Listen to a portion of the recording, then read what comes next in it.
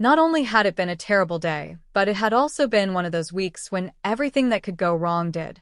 Years of establishing a reputation as a conscientious employee had led to nothing but humiliation at the hands of my manager in front of my colleagues over a trivial misunderstanding.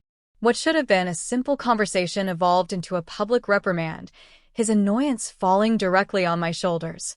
I didn't argue or defend myself. I simply stood there, taking it all in, my jaw tensing, my teeth gritted. By the time I pulled into my driveway, all I wanted was a hot shower and some quiet, something to ease the pounding in my brain. But as I got closer, I noticed Tracy's car parked in my usual spot. My patience, already hanging by a thread, snapped as I gripped the steering wheel. I thought about honking, but dismissed the idea. Of course, my sister-in-law would stop by unannounced and park as if she owned the place. Too exhausted to engage in another pointless argument, I parked on the street. The crunch of gravel under my tires did little to ease my frustration. The house was dimly lit, and faint voices hummed from the kitchen. I took a deep breath and moved toward the sound, expecting Melissa to greet me with a simple, "Hey, how was your day?" Instead, I heard something that stopped me cold. Melissa's voice, as clear as day. "I simply don't love him anymore." Tracy let out a quiet laugh. "You knew this was coming. You were never over Liam. You just settled for Jordan because he was stable. Financially, at least," Tracy continued, her tone almost amused. The distant clinking of wine glasses was muffled by the pounding in my ears.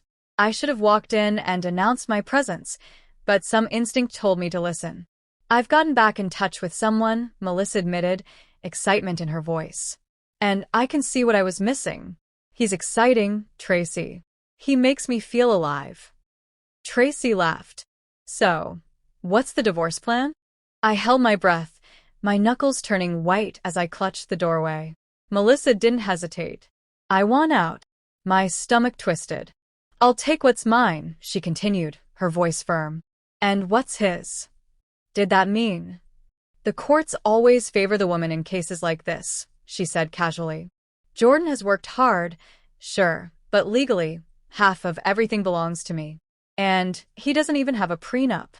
Tracy whistled softly. Damn. "That's cold." Melissa chuckled. "Don't worry.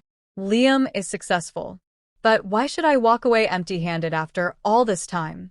I earned this." I was methodical. I was patient. My mind raced. The late nights she spent glued to her phone. The way she brushed me off when I tried to be affectionate. The cold distance I had chalked up to stress or boredom. She never loved me. I was never her partner. I was just convenient. A strange calm settled over me. I wasn't going to storm in and confront her. That would only make me a victim, a fool begging for answers I already had. No, I was going to beat her at her own game. Instead of grabbing my keys and slamming the door, I turned and walked away, leaving nothing behind but the first step in a plan that would ensure she got exactly what she deserved. For hours, I drove aimlessly, replaying Melissa's words in my mind like a cursed mantra.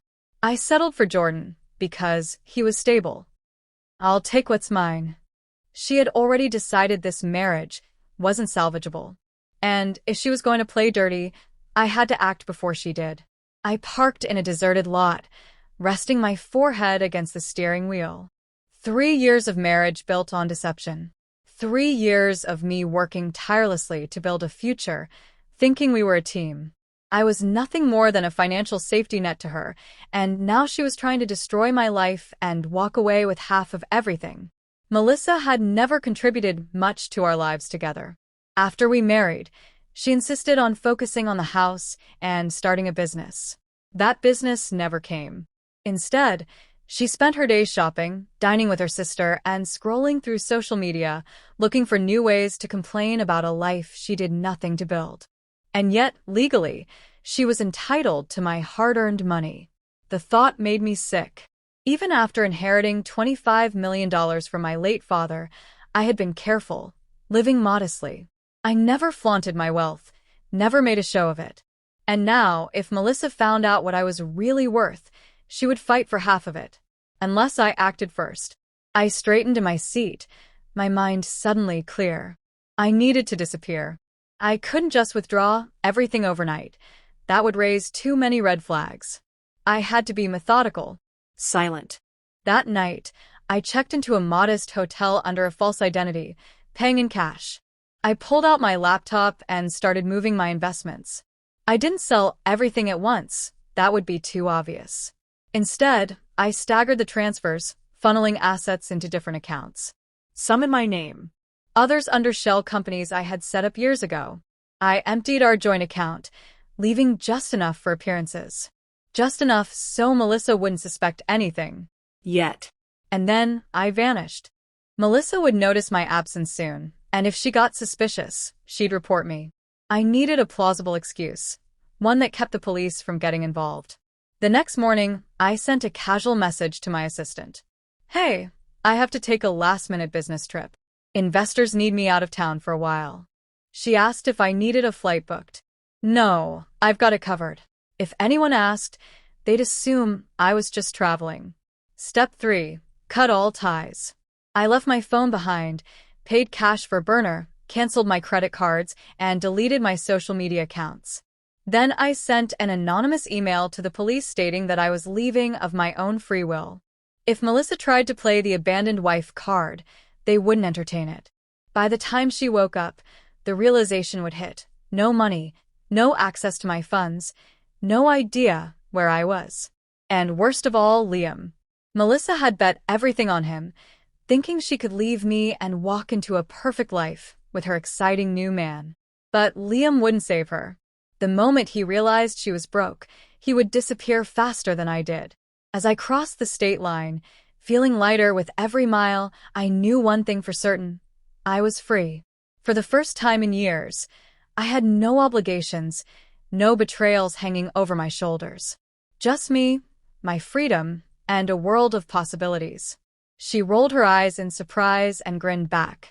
Just don't get in my way. For the first time since we met, I understood how much I liked this woman before turning and leaving. Until that morning, even though Charlotte continued to treat me like a stray dog that might strike at any time, I had grown accustomed to living at Silver Creek Ranch. But something didn't feel right today. It wasn't just the horses' restlessness or how the cattle moved uncomfortably. There was something more profound going on that I couldn't identify. Frank and Margaret were in town for supplies, so Charlotte, Caleb, and I were left in charge. We had already completed my morning tasks, yet I kept hanging around the stables, looking out over the horizon as if I were waiting. I was waiting. Then I saw the fence line. From where I stood, I could see a portion of the distant pasture fence. It wasn't shattered, but it looked as though someone had loosened the wires. I scowled, picked up my hat, and made my way to where Charlotte and Caleb were repairing a water line. Caleb had gone to check on a sick colt, so I went by myself. As I got closer, I sensed this wasn't a coincidence. Hearing the distinct sound of voices, I slowed my steps, moving stealthily in the direction of the tree line. 2 men crouched near the fence, rapidly expanding the gap. My heartbeat quickened. Rustlers. I had heard Frank talk about cattle theft before, but I never imagined I would witness it firsthand. Now, they were cutting their way into Silver Creek Ranch right in front of me. One of them looked familiar, Tyler. He worked for Howard Calloway, the owner of a competing ranch, and I had seen him at a rodeo event in town. He had a reputation for acting shadily. I should have gone straight for my phone and called Caleb, then the sheriff. But before I could, I noticed a flash of movement near the water. Someone else was there. My stomach dropped when I recognized Charlotte. She had taken the narrow path, carrying her veterinary gear, probably heading to check on a wounded animal.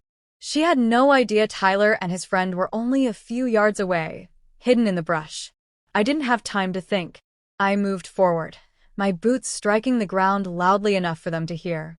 Both men swung around. Tyler's brows lifted in surprise. "You must be the new ranch hand, Jordan," he said as he stood. His friend chuckled. "You're trespassing," I replied, my voice steady. "So, what are you going to do?" "Stop us." Tyler grinned. "I don't think you want to find out. I believe I do." Before he could react, I launched at him. I wasn't a warrior or a cowboy, but I had played football in high school. I knew how to tackle quickly and forcefully. I gave Tyler my all, knocking him back. His buddy lunged at me, but I was ready. I sidestepped his blow and landed one of my own, hitting him clean on the jaw. The altercation didn't last long. Caleb arrived, shotgun in hand, more than enough to make them freeze. "Drop it," he growled. Tyler's friend hesitated until Caleb cocked the gun. The knife clattered to the ground. Charlotte emerged, eyes wide as she took in the scene. I stood there, breathless, Tyler's blood smeared across my knuckles. Within 30 minutes, the sheriff arrived. Tyler and his partner were taken into custody. Turns out, they had stolen from several ranches. Silver Creek was just their latest target. The man in charge, Howard Calloway, was arrested shortly after. Frank and Margaret returned just in time to hear the story. Frank gave me a pat on the back. "Seems like you're more than just a city boy after all." But the most unexpected reaction came from Charlotte. She didn't say much at first, but that evening after supper, she found me at the barn. "You could have gotten yourself killed," she said softly. I met her gaze. "So could you." She shook her head. "You're a fool." But there was something different in her voice. Something softer. Respect. After that night, everything changed. Before, Charlotte had been aloof and distrustful, constantly waiting for me to screw up. But something shifted after the rustlers. She still tested me, still challenged me, but now there was something else. Curiosity. She noticed me. And damn it, I noticed her too. It was subtle at first, the way she always seemed to be close by, even when she wasn't. The way her gaze lingered a little longer when I spoke. The way she brushed past me in the barn, just close enough for me to feel her warmth. One afternoon, while I was repairing a broken gate near the stables, I sensed her watching.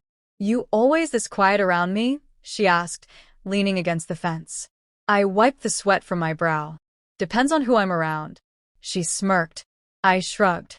"You talk enough for both of us." She chuckled, shaking her head, but there was something in her eyes. A glimmer of laughter.